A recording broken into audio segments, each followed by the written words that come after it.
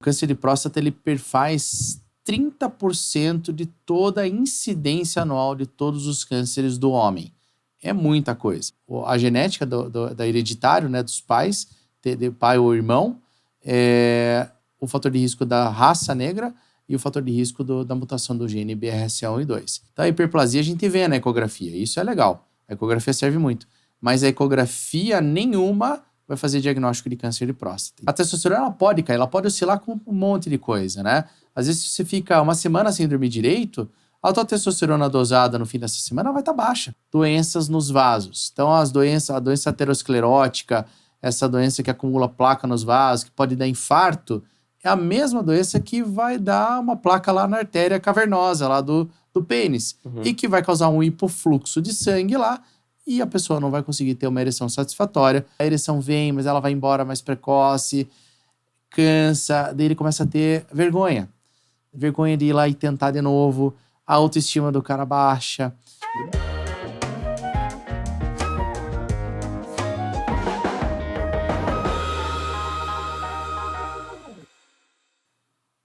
Está começando o Medicina em Evidência, podcast de entrevistas médicas com especialistas que têm como princípio a prática baseada em evidência. No episódio de hoje, comemoração ao Novembro Azul, falaremos sobre saúde masculina. Teremos um enfoque grande em câncer de próstata, mas também falaremos sobre algumas queixas relacionadas à saúde do homem como um todo, libido, questão hormonal, que está muito em alta hoje em dia. Mas, claro, falaremos bastante sobre o tema central do Novembro Azul, que é o câncer de próstata, câncer mais comum na população masculina. E falaremos sobre como prevenir, como tratar, as novidades. E para essa conversa, convidamos aí um especialista no assunto, urologista, Dr. Paulo Eduardo Jaworski. O Paulo ele é urologista, membro da Sociedade Brasileira de Urologia, com mestrado em Clínica Cirúrgica pela Universidade Federal do Paraná, é médico, professor titular na cadeira de Urologia da Faculdade Evangélica Mackenzie, no Paraná, e coordenador da residência de Urologia desse mesmo serviço. Paulo, prazer, te agradecer aí a honra de ter vindo, de ter colaborado aí nesse tema aí de Novembro Azul, né, que a gente sabe que é tão importante. O homem ele tem tradicionalmente um cuidado mais relapso com a saúde. Quando fala de próstata, aí vem todo o tabu, o mito envolvido. Então vamos tentar falar um pouco disso, falar logicamente com bastante conhecimento, bastante ciência. Então quero te agradecer aí, porque eu sei que vai ser uma conversa super rica e de muita informação aí para a comunidade. Eu que queria agradecer a você, André, a Dani, a Folha de Campo Largo, pelo honroso convite aqui, de estar de novo aqui conversando com vocês. E vamos lá, vamos conversar sobre isso. Acho que é bem importante a gente trocar um papo, bater um papo sobre isso sem qualquer tipo de amarras, assim, sem qualquer tipo de preconceito mesmo, porque ainda existe, está enraizado, às vezes, na nossa sociedade, um leve preconceito ainda em relação a essa questão do cuidado da próstata, até com a saúde do homem, né? Então, acho que é muito bom a gente ter esse espaço para desmistificar algumas coisas, para esclarecer outras e para orientar o nosso público. Perfeito, muito bom. E para começar a falar de próstata, né, a gente fala como se, para a gente médico, é uma coisa comum, a gente aprende lá na faculdade a função, o que é, e às vezes a pessoa nem sabe direito, né? Então, começa para a gente assim, explicando o que é a próstata, qual que é a função, né, o que tu vê no consultório assim, que vem de confusão nesse tema, e até assim, além do câncer, o que mais, né, que a próstata pode ter aí de doença, de acometimento? A próstata é um órgão que faz parte do sistema genital masculino, e dá para dizer até do sistema geniturinário, porque ela está no meio da parte miccional. Então, ela tem uma função primordial, ela é uma glândula e ela produz substâncias que saem no sêmen, inclusive 15% da composição do sêmen advém ali das secreções prostáticas, e essas substâncias são excretadas no sêmen que vem da próstata. Elas servem para nutrir os espermatozoides, para liquefazer o sêmen na hora da fertilidade, ali que o espermatozoide tem que nadar até o óvulo. O sêmen ele é meio mais espesso, então ele é liquefeito depois de um certo tempo. Isso é por conta do que tem na próstata, né? Então ele é um órgão genital, é um órgão reprodutivo. Eu costumo dizer que a próstata, ela tá para o homem, às vezes como o útero tá para a mulher, porque ela serve de uma maneira reprodutiva para o homem até uma certa idade e depois ela só incomoda, né? Então é assim que nem o útero, né? O útero para a mulher serve para procriar, depois que a mulher entra na menopausa, ou ele fica bem quietinho e não incomoda, ou ele só incomoda. Então dá para dizer que tem essa peculiaridade. A próstata, ela, como você começou a falar ali em relação ao câncer de próstata, uma das maiores preocupações em relação às doenças da próstata é o câncer, sem dúvida. Mas existem outras afecções que podem acometer a próstata. E é muito comum que o homem tenha a próstata aumentada depois de uma certa idade, que é chamada hiperplasia prostática benigna. A hiperplasia prostática, ela começa ali depois dos 40 anos, mais ou menos, e eventualmente ela pode causar sintomas miccionais no homem.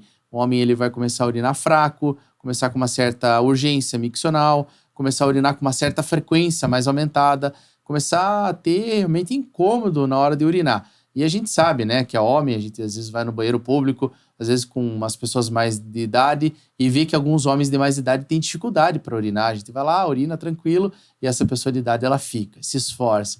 E às vezes o pessoal tira sarro, é ok ir de novo no banheiro, e isso daí é uma coisa que a população, meio que existe uma cultura popular de entender que, pelo fato de envelhecer, essa pessoa vai ter disfunção miccional, vai ter uma urina meio ruim, e isso é da idade e tá tudo bem.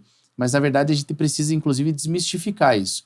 Que urinar mal não é para ser um desfecho do fim da vida do homem. Né? Imagina, o cara vive a vida inteira, cria uma família, trabalha a vida inteira, daí quando ele tá aposentado, quando ele tá querendo curtir o seu momento de tranquilidade, além da pressão alta, diabetes, que você sabe bem, outros problemas de saúde, vem a questão miccional. E isso impacta sobremaneira a qualidade de vida do homem. E a gente sabe hoje que tem maneiras de tratar isso, às vezes com mudança comportamental, a gente vai falar sobre isso a fundo mais à frente, mas com tratamento medicamentoso até cirúrgico, que vai fazer com que o homem tenha qualidade de vida. Então isso está lá na próstata. É a próstata que vai imprimir esse aumento prostático imprime uma dificuldade da bexiga em esvaziar.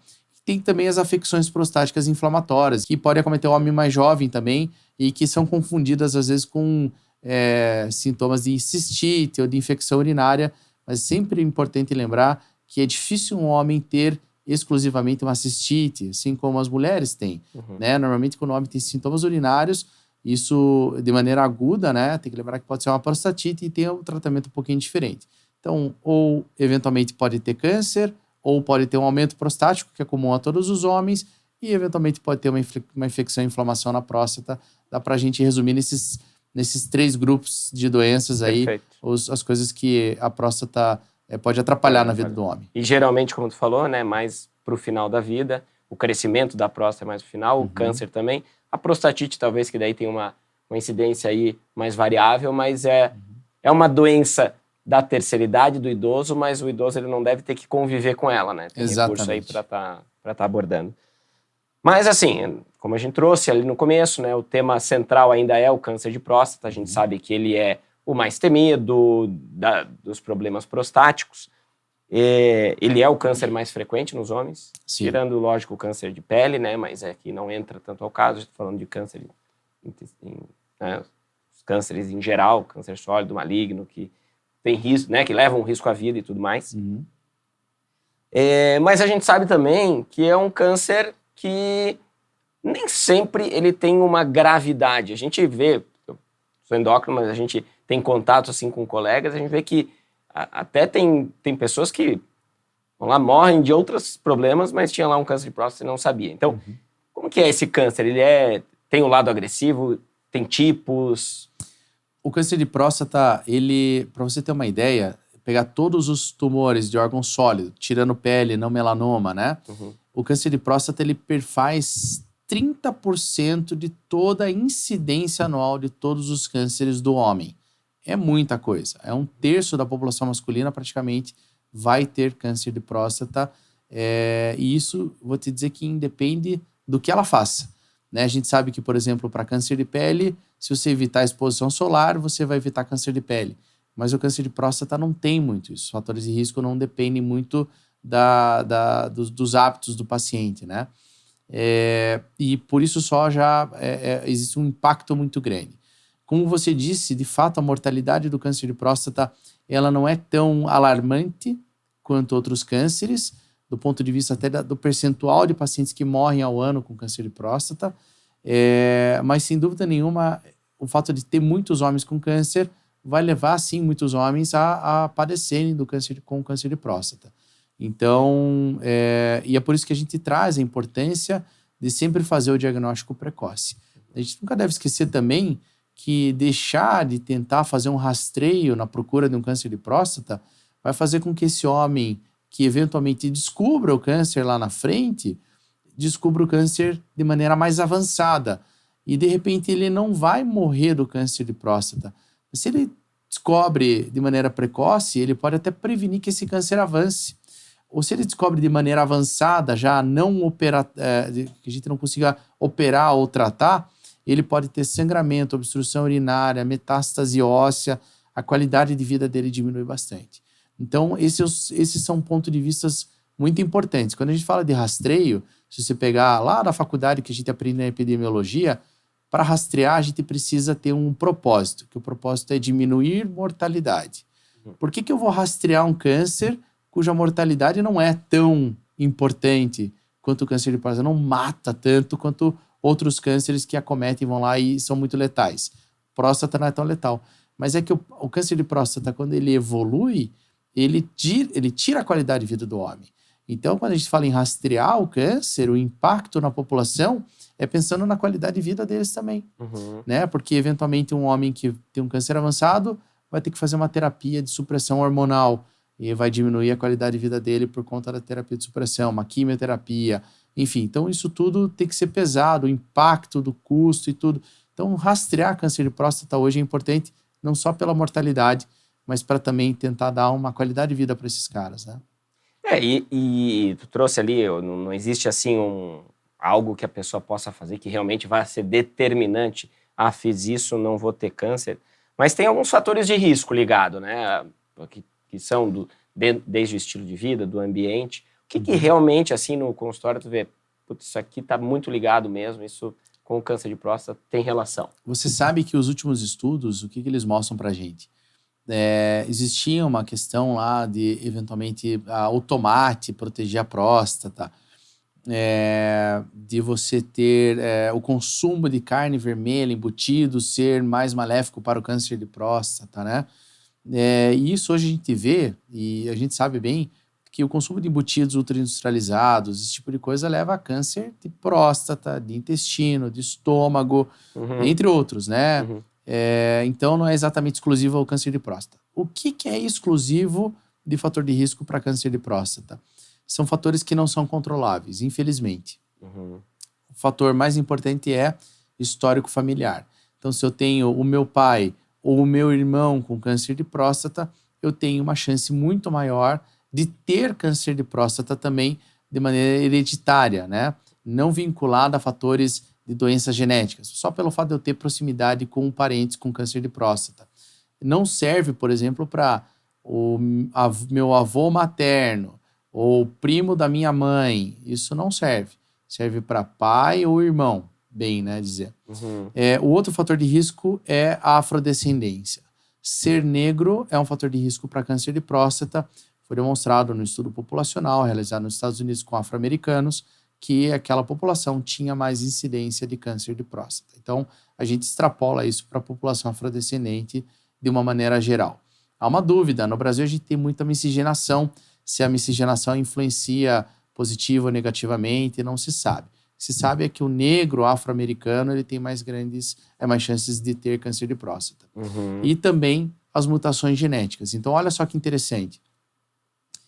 Homens que vêm de famílias que as mulheres têm câncer de mama familiar com mutação do gene BRCA1 e 2, que são genes que, quando mutados, falha o reparo do DNA nessas mulheres e dá câncer de mama, né, que as mulheres tiram a mama de maneira antecipada, Angelina Jolie, um caso emblemático, né? Homens dessas famílias também tem fator de risco para ter câncer de próstata, de maneira mais aumentada do que a população geral.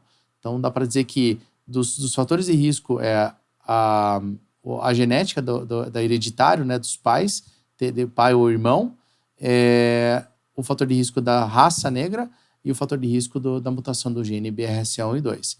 Tem fatores, assim, adjacentes que podem aumentar. Hoje a gente vê que a obesidade, homens obesos têm mais risco de ter câncer de próstata. A gente sabe que também o tabagismo eleva de maneira razoável o risco de ter câncer de próstata, mas de maneira direta mesmo, são esses três que eu te falei. Legal. Eu acho que isso é o que desmistifica um pouco algumas... Nem tu falou mesmo, né, do tomate. E aquilo que tu falou também, ninguém aqui está falando que o risco não está envolvido com embutidos ou uma alimentação industrializada, porque isso está linkado não só a esse, mas a outros riscos também, né? Então, com certeza, aqui a ideia não é tirar peso nisso, né? Exatamente. Mas claro que é legal ter essa ideia do que realmente impacta, né? Do que é direto, até para aquela pessoa de casa aí já se espertar e saber, opa, aqui em casa tem alguém, eu vou ter que ir atrás. Principalmente filhos de homens que tiveram câncer de próstata e principalmente também nas famílias que têm câncer de mama hereditário genético, BRCA1 e 2. Lembrar que os homens têm que ir no médico urologista para ver a questão do câncer de próstata também. E vamos lá, né? Falando aí para a população. Triagem, como é que é essa investigação? Muito bem. Essa é uma questão, André, que a gente, por muitos anos, a gente lidou de uma maneira, aí vieram algumas tendências de não rastreio ao câncer de próstata, principalmente lá em 2012, nos Estados Unidos, quando veio uma iniciativa do US Task Force. O US Task Force é um grupo de médicos que fala sobre rastreio. Eles não recomendaram mais rastreio para câncer de próstata. E aí o que aconteceu foi assim, uma explosão do câncer de próstata avançado de novo. Como se a gente tivesse voltado à era pré-PSA. Antes do PSA e tudo mais, também se fazia muito diagnóstico avançado. Nós aprendemos também, e até como urologista, a gente, quem sabe a comunidade urológica fez um meia-culpa, porque de repente a gente estava fazendo sobrediagnóstico, estava diagnosticando demais, às vezes tumores que a gente não precisava intervir de maneira agressiva, operar, e naquela época as cirurgias eram mais assim, agressivas até, né? E deixavam os pacientes com disfunções funcionais, enfim. Então, como é que, passando assim a régua, misturou tudo isso daí, deixou sedimentar, e o que sobrou? Sobrou uma orientação da nossa Sociedade Brasileira de Urologia, de que é importante que conversemos com os homens a partir de 50 anos sobre a importância do rastreio do câncer de próstata. Essa orientação. Do impacto do câncer na vida do paciente, do impacto de uma doença avançada, de como eventualmente a gente vai fazer o rastreio. E esse rastreio indicado é fazer uma boa anamnese, você sabe muito bem, lembrando lá da semiologia da faculdade, tem que entender de quem é esse paciente, de que família que ele é, se ele tem histórico familiar, isso tudo pesa. Mas, de maneira bem direta, em relação ao câncer de próstata, o exame digital da próstata, que é o famoso toque retal, que a gente fala que é o exame digital da próstata, porque a gente não faz um exame, um toque retal como o proctologista faz. O exame digital da próstata é mais simples, mais rápido, menos invasivo, dá para dizer dessa maneira, porque a gente só vai lá, vai tocar a próstata em 5, 10 segundos, dependendo da expertise do urologista, está terminado o exame. Então, é um exame físico como qualquer outro, e ele é muito importante. E a dosagem do PSA, que é aquele exame de sangue, acho que muitos dos ouvintes, dos telespectadores aqui já ouviram falar sobre esse exame, que muitos médicos pedem, enfim, mas o ideal é que se peça a partir dos 50 anos, tá? Para a população geral. Então, pedir o PSA total e fazer o exame digital da próstata. Nos grupos de risco, mutação genética, pai ou irmão com câncer de próstata e afrodescendente, essa idade vai para 45 anos. Deve começar 5 anos antes. E deve ser anual a frequência, tá? Porque o câncer de próstata ele pode surgir de um ano para o outro. Eventualmente, o objetivo é a gente pegar ele de maneira bem precoce. Até porque, assim, a gente falou que é uma doença que, de um modo geral, tem um crescimento mais lento, é um câncer de maneira geral, menos agressivo, mas tem um perfil agressivo de câncer de próstata. Então, em um ano é muito tempo mesmo, né? Então, dá para ter um câncer, gerar um câncer ali, aparecer um câncer e ele ter uma proporção. E um diagnóstico precoce seria interessante nesse ano. Inclusive, até falando sobre isso, em números, o INCA estima que no Brasil, nesse ano de 2023, a gente fecha o ano com 71 mil novos casos de câncer de próstata. Então pensa um Maracanã mais do que lotado de homens com câncer de próstata. É muita gente em um ano. Ano que vem um pouquinho mais, no outro ano, porque vai aumentando a proporção da população brasileira, a detecção cada vez mais precoce, então vai aumentando. A OMS, para o Brasil, ela estima melhor do que o INCA, porque eles acham que o INCA, que o Ministério da Saúde, ele não notifica todos os tumores. A gente sabe que isso é uma realidade, né? A gente tem um problema de subnotificação, então os nossos dados às vezes estão meio subestimados. A OMS estima que até mais de 90 mil homens possam ter câncer de próstata no Brasil. E em acho que a última estatística é 2019 ou 20, não me falha a memória, no Brasil morreram 16 mil homens de câncer de próstata. Então, eu sempre falo, André, que no fim das contas o Covid, ele mudou a nossa mentalidade sobre o que é número de mortes importante, né? Porque foi um impacto tão severo na mortalidade, né? Mas a gente tem que pensar que 15 mil homens perdendo a vida para um câncer é muita morte. É muita morte. Então a ideia, sim, é evitar essas mortes desnecessárias. E realmente, como tu falou, né? Um toque digital por um exame digital por um urologista experiente, um PSA, são exames aí da rotina, então né, a gente consegue ter acesso a isso a nível populacional. Ninguém está falando aqui de fazer coisas muito extravagantes, né? Mas dentro eu vejo muito no consultório também, tendo pacientes nessa faixa de meia-idade ou até idosos, e eu vejo que tem gente pedindo ultrassom de próstata, às vezes uma ressonância de próstata. Onde é que está o espaço desse tipo de exame? Primeiro de tudo, eu acho que falar também, né, que um não substitui o outro, né? Porque às vezes, até nessa ideia, a pessoa começa a fazer outros tipos de exame pensando que vai se ver livre, vamos dizer assim, do toque retal, mas onde que entra esse outro contexto? Muito bem falado sobre isso, porque o que existe na população, né? Existe um receio de ir lá no médico, no urologista, ir lá fazer o exame, né? Exame rápido, indolor, não tem tabu nenhum, né? Então existe um grande receio. E aí alguns pacientes se iludem com os exames de imagem, né? Pensando que eventualmente uma ecografia simples do abdômen ou da próstata mesmo vai ser capaz de ver qualquer nódulo, enfim.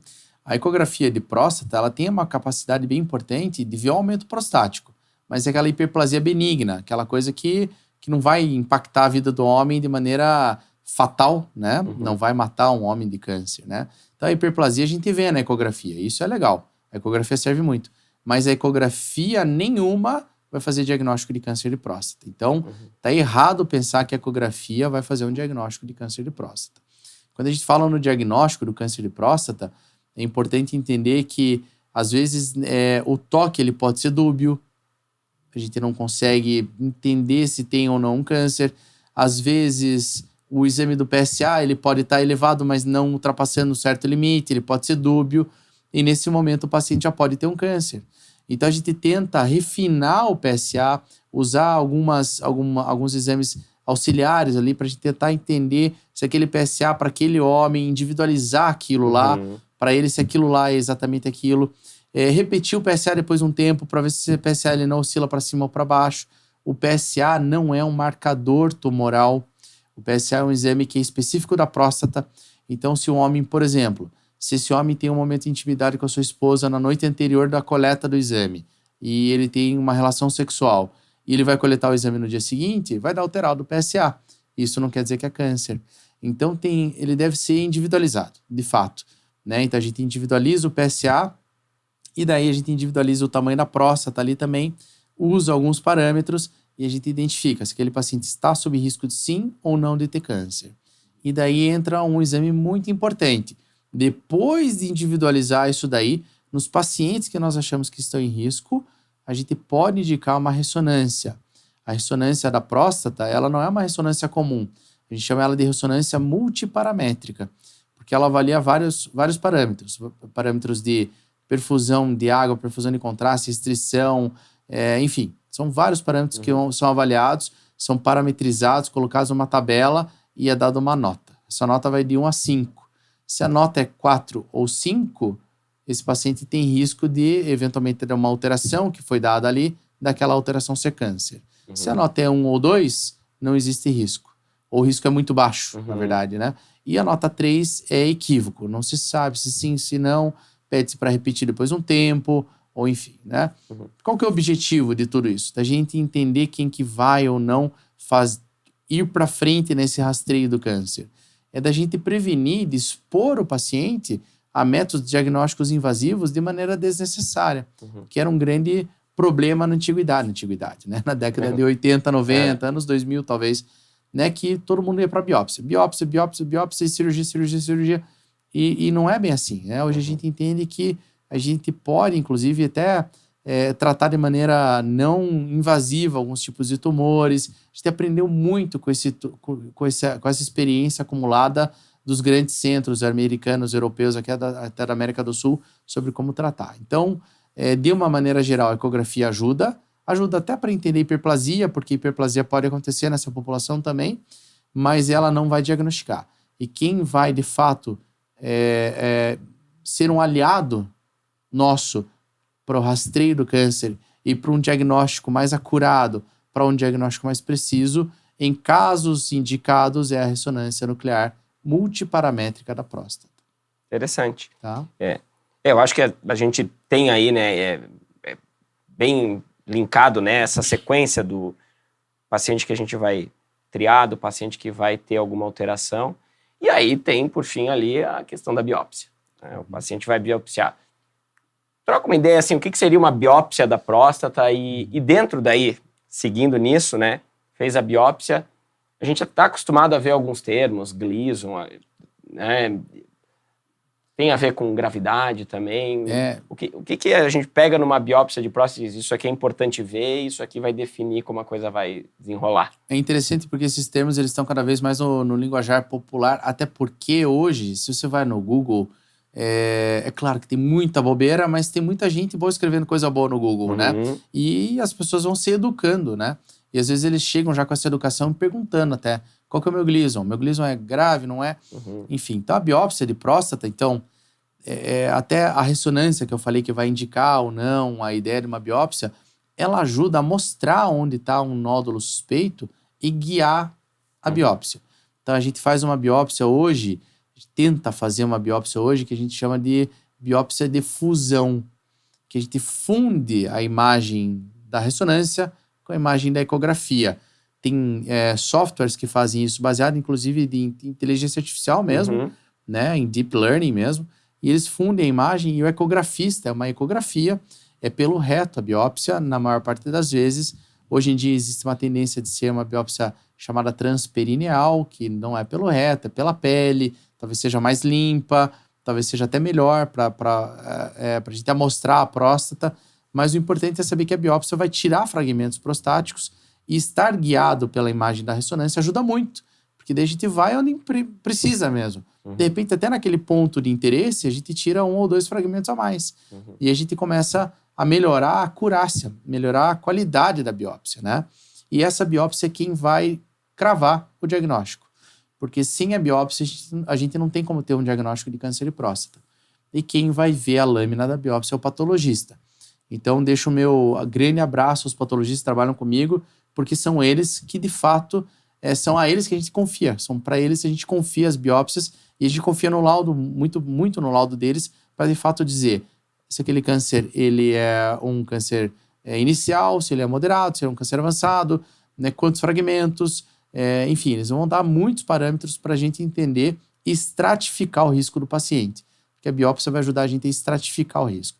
E aí sim, estratificando o risco com o Gleason, que é um score que é dado lá na biópsia, com o PSA, com o toque, a gente vai estratificar o risco. Então veja que é importante, o toque é importante para a gente colocar o paciente em grupos de risco. Então é importante tocar o paciente ainda, fazer o exame digital da próstata, né? Tem um comediante de Curitiba bem conhecido que é o Afonso Padilha, né? Então eu deixo meu abraço para o Afonso, se ele for assistir esse podcast, Afonso, um abraço. Mas ele é um comediante bem engraçado, e tem um sketch dele que ele fala assim, que é impossível que a humanidade, que consegue pousar um carro na Lua, consegue pousar uma nave na Lua, que consegue ter um carro que dirige sozinho e tudo mais, o computador na palma da mão, não inventou um exame ainda que vai dar um risco do câncer. E ainda assim, na verdade, o câncer de próstata ele precisa da mão humana, precisa de muita interpretação para a gente conseguir estratificar risco. Daí, estratificando o risco com a biópsia, a gente vai definir quem vai ser o paciente que a gente, às vezes, até não vai operar, fazer uma vigilância ativa, ou que a gente vai operar, ou até fazer radioterapia. Perfeito. E dentro dos tratamentos, né, a gente fala em câncer, eu até tive já algumas conversas aqui que entraram no câncer, inclusive com um oncologista também, e ainda é mandatório a cirurgia como tratamento de base em qualquer tratamento, na grande maioria dos tumores, olha lá, tumor sólido mesmo. Mas tem muita coisa nova também, né? Exato. Então, assim, a gente vê que, bom, de próstata, a questão de radioterapia, hormonioterapia, algumas terapias-alvo. Como é que tá hoje, assim, o tratamento da próstata como um todo, assim, né? Cirurgia robótica, que eu sei que também é muito da tua área, né? Exato. Então, tem evoluído muito, né? A gente tem aprendido muito, tem muitas medicações novas no mercado que a gente pode usar, né? A mão do urologista, do oncologista. De uma maneira geral, se você tiver um câncer localizado na próstata, a gente divide dessa maneira. Então, tem um câncer localizado lá. Eu posso não intervir, inclusive isso é um método de tratamento chamado vigilância ativa, que está indicado para pacientes com câncer de próstata de baixo risco. Então, a gente, nessa estratificação de risco, o paciente tem baixo risco. Gleason 6, PSA menor do que 10, um tumor pequenininho, enfim, eu posso observar esse paciente. Mas não é só observar. Ele vai voltar de 3 em 3 meses no meu consultório com um PSA para a gente eventualmente repetir o exame digital da próstata. Dependendo, a gente repete uma ressonância. E se o paciente começar a mostrar que aquele PSA ele começou a subir, eu vou lá e rebiopsio o paciente. Isso dá uma chance para o paciente ficar sem uma cirurgia. Porque, veja, olha o conflito de interesse. Eu sou cirurgião. Você sabe que cirurgião gosta de operar. Eu gosto muito de operar. É a minha profissão que eu amo fazer, né? Então, mas às vezes eu não indico cirurgia, né? Eu tenho professores meus que falavam, né? É muito fácil você indicar uma cirurgia. O mais difícil é você saber quando não operar um paciente. E os pacientes Gleason 6 de baixo risco, a ideia é que a gente não ofereça cirurgia. Porque a cirurgia, por menor invasiva que seja, por minimamente invasiva que seja, ela ainda imprime uma toxicidade no paciente. É uma cirurgia, vai ter que internar, fazer anestesia. Hoje em dia, cada vez mais seguras, cada vez menos invasivas, mas mesmo assim, é muito diferente do que não operar. Se você pegar os pacientes de baixo risco, 50%, em torno de 50% desses pacientes, eles podem evoluir ao longo da vida sem precisar intervir no câncer de próstata. Isso é um assunto bem delicado, porque isso cria uma ansiedade na pessoa. Agora imagine, chega um homem na minha frente, homem e a sua esposa, e um câncer de baixo risco num homem de 74 anos. E eu falo para ele, olha, o senhor não precisa operar, a gente pode acompanhar, e ele opta por fazer isso. Chega em casa no almoço do domingo, a família inteira reunida, e daí o filho pergunta pro pai, e aí pai, foi lá no urologista, o que deu? Não, ele falou que eu tenho um câncer aqui, ó, tá o resultado da biópsia, deu câncer. Mas ele falou que não precisa operar, que a gente vai observar só. Todo mundo fica louco.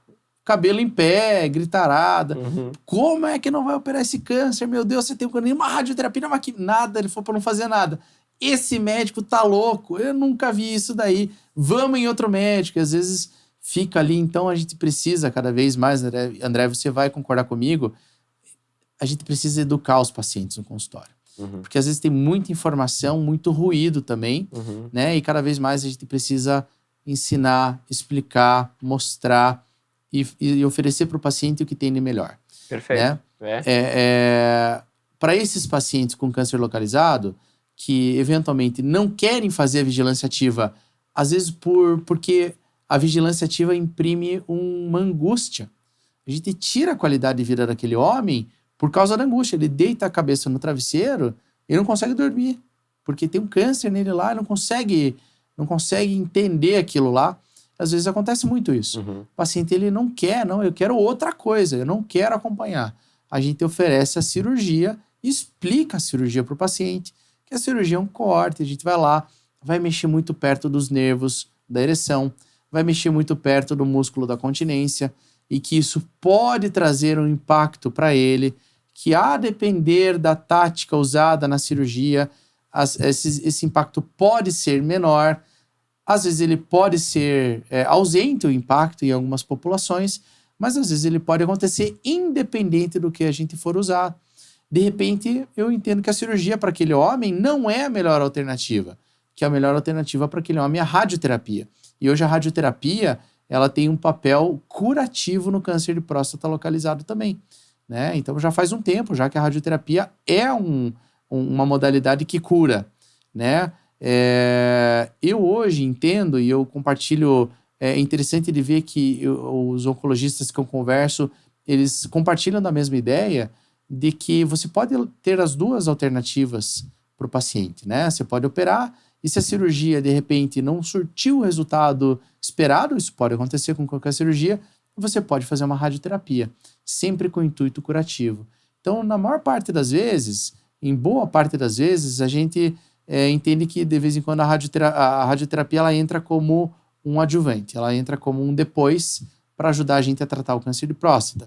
Existem populações que se beneficiam da radioterapia upfront, que a gente fala, né? Então, como método inicial de tratamento, né? Então, a gente tem que abrir o jogo para o paciente e essa é uma decisão muito compartilhada, que é baseada no quê?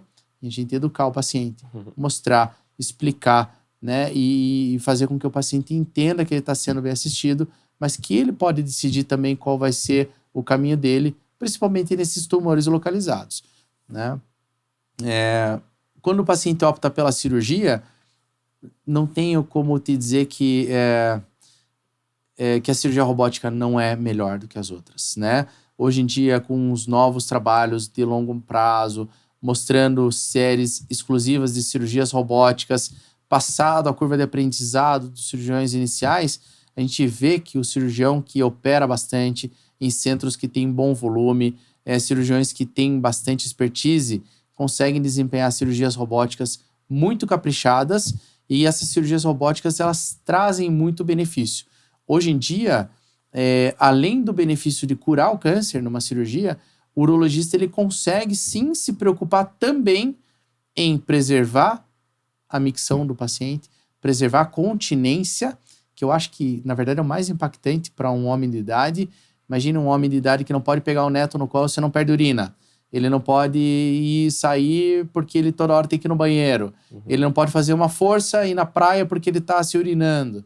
Então, isso daí tira o homem da vivência, da convivência social dele. Por isso que eu acho que a continência é muito importante. E a ereção também, a gente consegue preservar em algumas populações. Claro, sempre observando se de vez em quando aquele homem já não traz consigo uma disfunção erétil, e obviamente não vai melhorar depois da cirurgia, né? Mas nos homens que têm vida sexual ativa, que têm uma ereção legal, a gente consegue com a cirurgia robótica minimizar o impacto na ereção. Às vezes os homens eles saem tendo ereções naturais, sem remédio, com a cirurgia robótica e com câncer extirpado e continentes, e esse é o resultado que a gente gostaria sempre de ter, né? Claro que depende quem vai garantir isso daí, quem vai garantir não, quem vai dar as condições da gente entender qual vai ser o homem que vai conseguir preservar tudo e que vai conseguir preservar parcialmente e tudo mais, é a própria doença, porque ela pode estar localizada na próstata. Se ela for muito volumosa, se ela for uma próstata muito grande, se o paciente for, às vezes, mais obeso, isso pode atrapalhar a cirurgia e, às vezes, a gente tem que ir um pouquinho mais para perto do nervo e isso atrapalha um pouquinho a questão da gente preservar a função. Mas a cirurgia robótica hoje, ela é a hors concurso, sem dúvida nenhuma, talvez a modalidade que a gente opta mais para oferecer melhores resultados para os pacientes. Tá? A laparoscopia, ela é uma técnica que está consolidada no Brasil hoje como tática para tratamento de câncer de próstata. Hoje ficou talvez num segundo escalão, né? Mas muitos colegas ainda fazem laparoscopia e fazem muito bem. Tem colega que faz com excelente resultado né? É uma tática muito boa também. E cada vez menos a cirurgia aberta a gente vê que é uma opção para os pacientes que têm acesso por exemplo, ao plano de saúde. Por exemplo, a Unimed vai lá e cobra a laparoscopia, então a gente vai fazer a laparoscopia, não vai fazer a cirurgia aberta, sempre é uma opção. Ficou mais relegado aos hospitais de ensino do Sistema Único de Saúde, que não tem muito recurso às vezes. Então, a gente precisa oferecer para essa população a cura do câncer. Sim. E a cirurgia aberta, ela vai conseguir curar, né? Mas os resultados funcionais não são tão legais. Muito bom. Aproveitando, assim, acho que o câncer acho que trouxe muito bem, assim, toda a sequência, né? Até chegando no nível do tratamento, para desmistificar um pouquinho esse lado aí também, até das complicações. Mas tu tocou num assunto que eu acho que também interessa muito o público masculino, que é a questão de ereção e meio que vem junto hoje com a libido. E aí eu trago até para o meu consultório de endócrino, porque eu vejo isso muito comum. O homem chega, ele quer algum auxílio, ele quer uma investigação, porque ele não está mais tendo a performance sexual que ele tinha, ou mesmo na questão do desejo, ou as duas coisas juntas. Como é que a urologia vê esse tema hoje, como que aborda? É um tema muito frequente no consultório, né? Sem dúvida nenhuma, quando o homem ele tem uma disfunção erétil, ele tem uma vida sexual ativa, é um homem relativamente jovem, isso traz um impacto até na própria autoestima do cara, da pessoa, né? Então, eles procuram a gente. Eu acho até que eles vão no urologista porque a imagem do urologista está muito vinculada a isso, né? Mas eu posso te dizer, André, que a maior parte dos homens que chegam com disfunção erétil no meu consultório não é de causa orgânica. Normalmente é de causa psicogênica, tá? Porque acontece muito, né? A vida de hoje em dia é uma vida muito corrida para todo mundo, né? Então, a pessoa acorda cedo, correria, deixa o filho na escola, vai para o trabalho, estresse no trabalho, reunião atrás de reunião. Às vezes, mesmo no home office, é estressante pra caramba.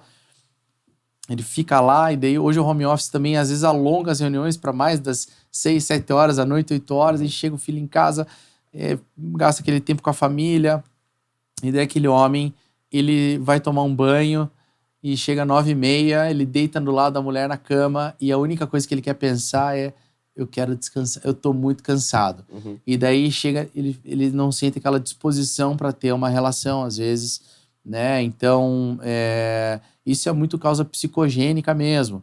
Eles deixam se afetar por essa questão de não estar com aquela disposição para ter uma relação, e de vez em quando eles forçam um pouquinho a amizade ali, cansados. E, na verdade, a relação sexual é uma relação de performance, né? Para você ter performance na hora do sexo, você tem que estar descansado, bem alimentado, tem que estar relaxado, não pode estar preocupado com o BO que você vai ter que resolver no dia seguinte, com a queixa familiar, não sei quem. Então, tá sem cabeça. Se você tá sem cabeça para ter relação sexual, aí você não vai conseguir ter uma ereção, porque a ereção não é uma coisa automática, né? Então, isso acontece muito mesmo. Homens chegarem no meu consultório com queixa de disfunção erétil e, no fim das contas, não ser nada orgânico, né?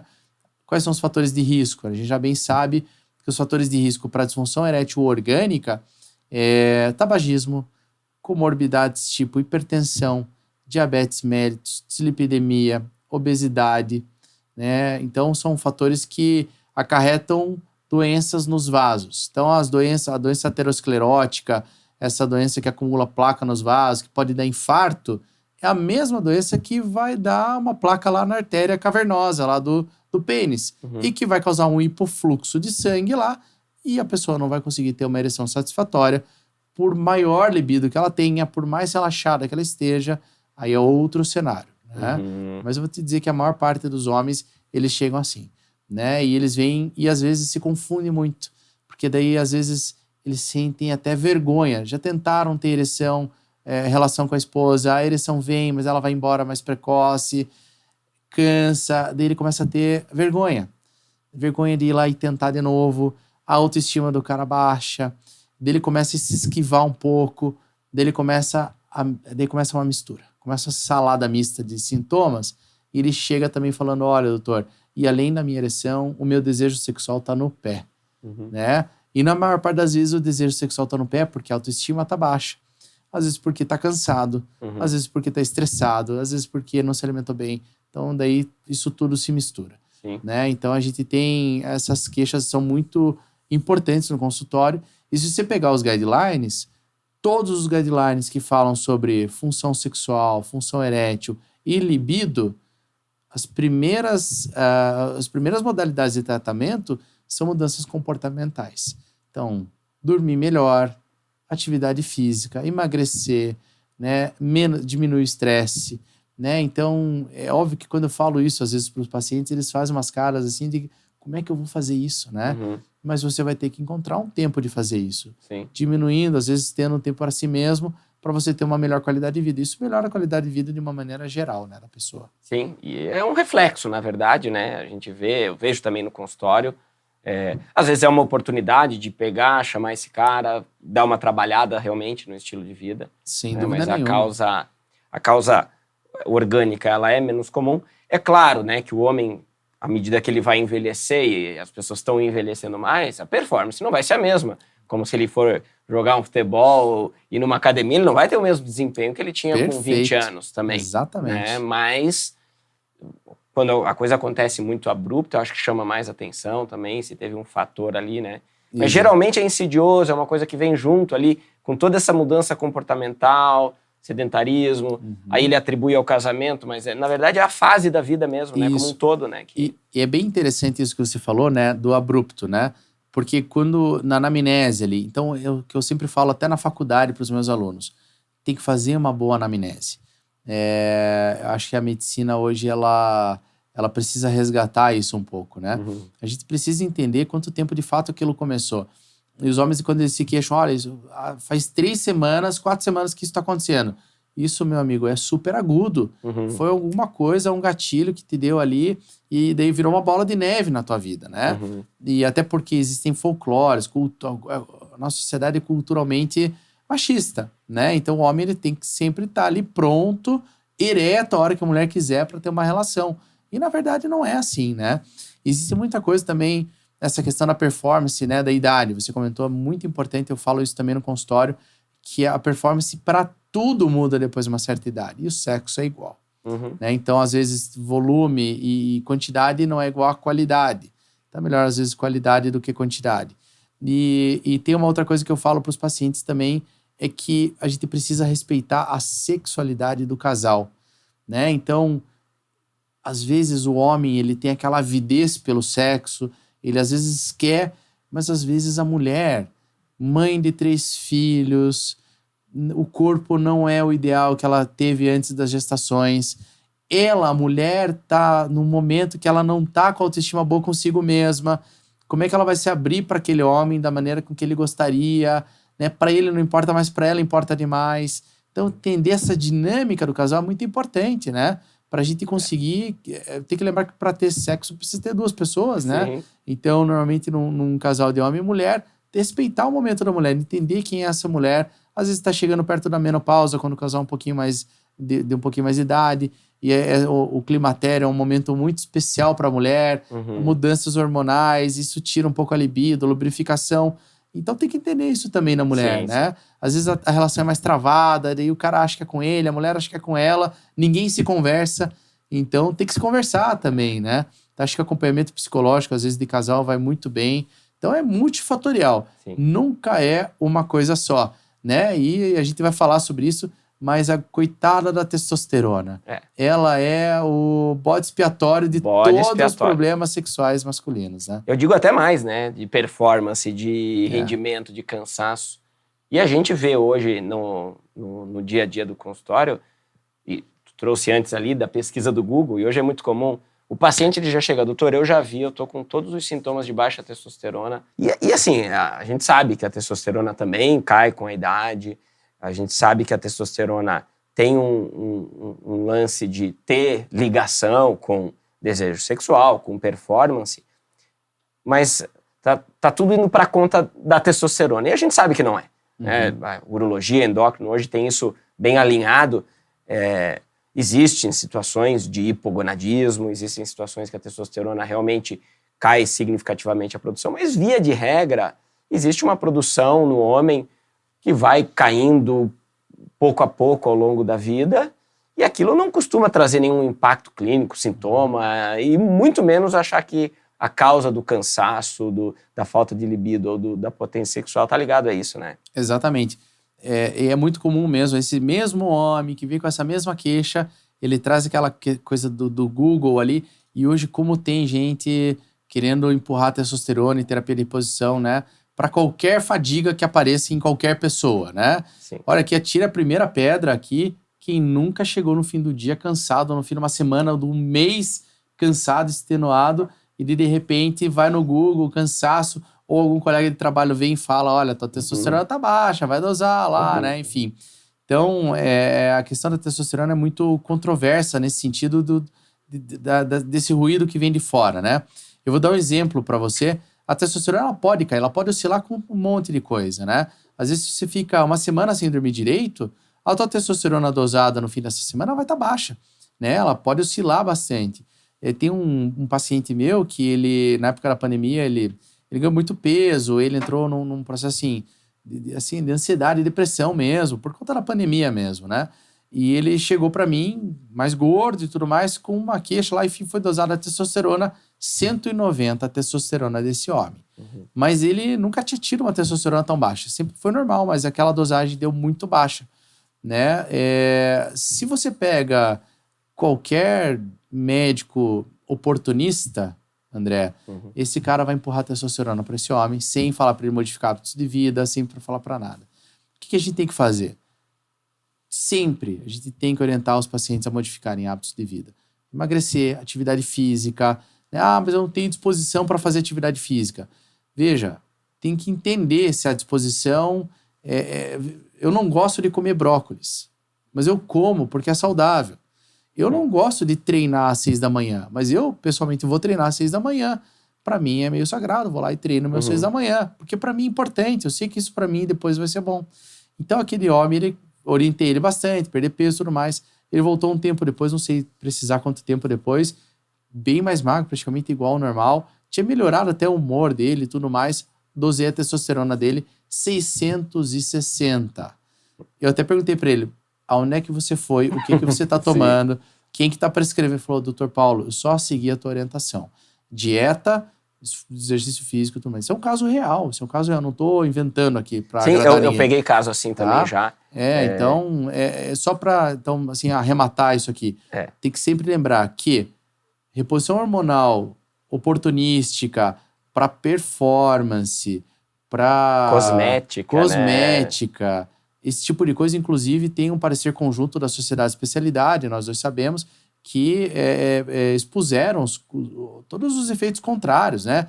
Risco cardiovascular, risco hepático, risco de acúmulo de gordura, risco de alteração no humor, não é legal. Risco a longo prazo de infertilidade, né? Nos homens mais jovens, né? Risco de você ficar dependente daquela testosterona pro resto da vida, se suprime muito o eixo.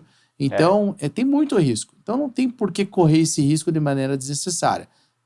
É prescrito e a gente só prescreve testosterona para homens de idade com hipogonadismo, com uma queda de testosterona sustentada ao longo do tempo e com sintomas. E não é só o cansaço, é rarefação óssea. Então, fazer densitometria óssea, é confusão mental, é perda de raciocínio, é um monte de coisa. É um monte de coisa. Né? Então, a gente pro especialista, né? Tem que entender. E para aqueles homens que já passaram pela alteração comportamental e mesmo assim mantêm sua testosterona baixa, aí sim, a gente tem que olhar com o olho de médico mesmo, entender que aquela é uma condição de hipogonadismo e tratar como hipogonadismo.